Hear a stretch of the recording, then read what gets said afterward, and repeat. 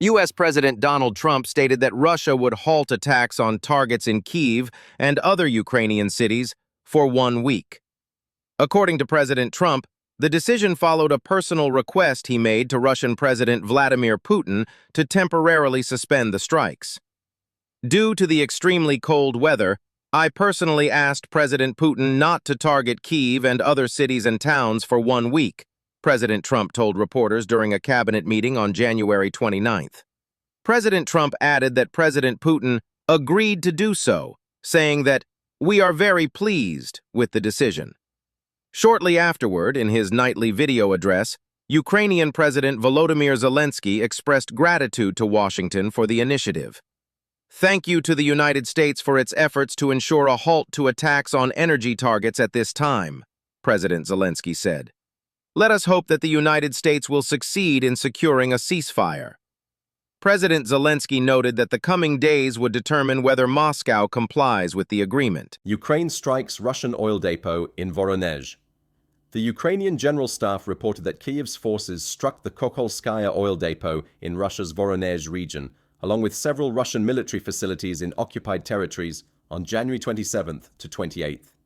Ukraine has regularly targeted Russia's defense industrial facilities as well as oil infrastructure, which it says helps Moscow finance the war and supply weapons, fuel and equipment to the Russian Armed Forces, RFAF. The strike on the oil depot reportedly caused a large fire. The Ukrainian General Staff confirmed that thick smoke continued to rise above the site and that damage assessments were ongoing.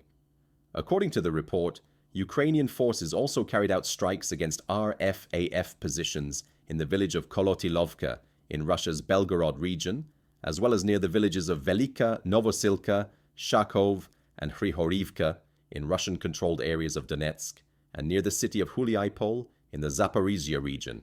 Ukraine regains control of Novonikolaevka.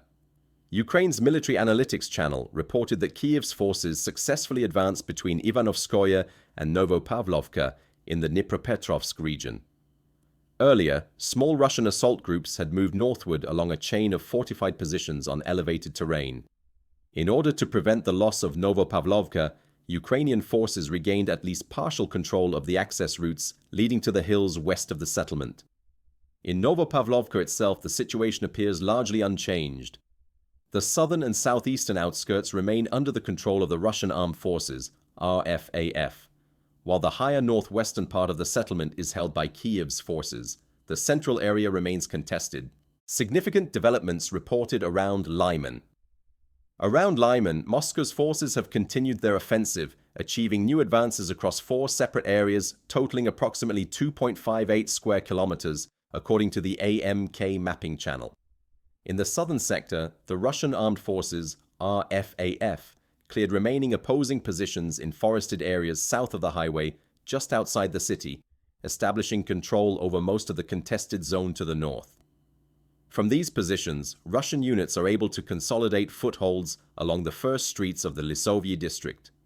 Kyiv's forces are deploying additional reserves into the city in an effort to slow the advance. However, increased Russian strikes against river crossings and pontoon bridges over the Siversky Donets River are reportedly making reinforcement efforts extremely difficult. In the northeastern sector, Moscow's forces established control over several trench lines along the Lyman-Zarychny axis. Offensive operations are also continuing in Lyman's Mazlyakivka district. In the northwestern sector, following deep penetration into the city, Russian troops have consolidated positions along Pidstepna and Kolhospna streets in the northern part of Lyman. Further incursions are continuing towards Slobozanska Street. In the northern sector, RFAF has reinforced positions in forested areas northeast of Lyman and is conducting breakthroughs against Ukrainian strongpoints near Stavky.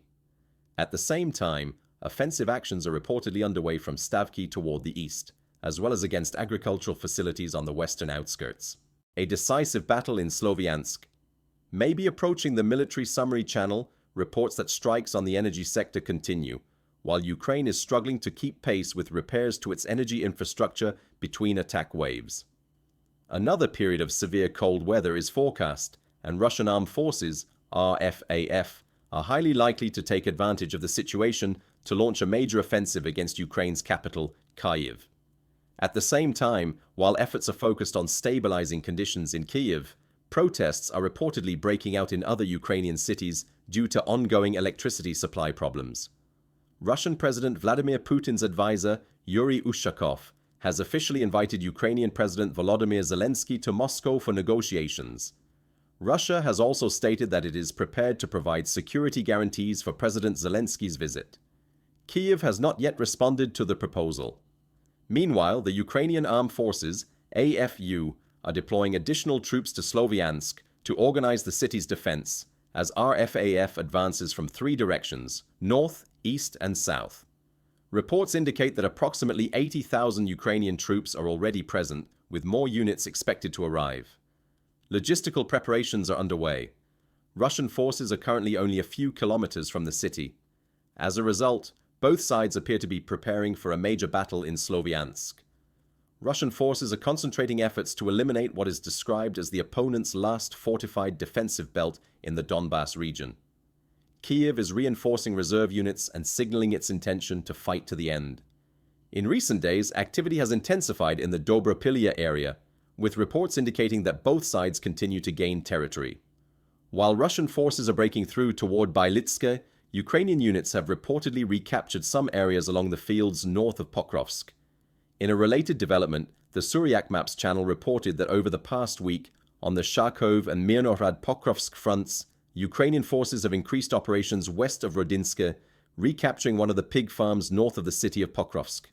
In addition, heavy fighting continues in the Grishino area, with Ukrainian forces attempting to retake the southern part of the settlement.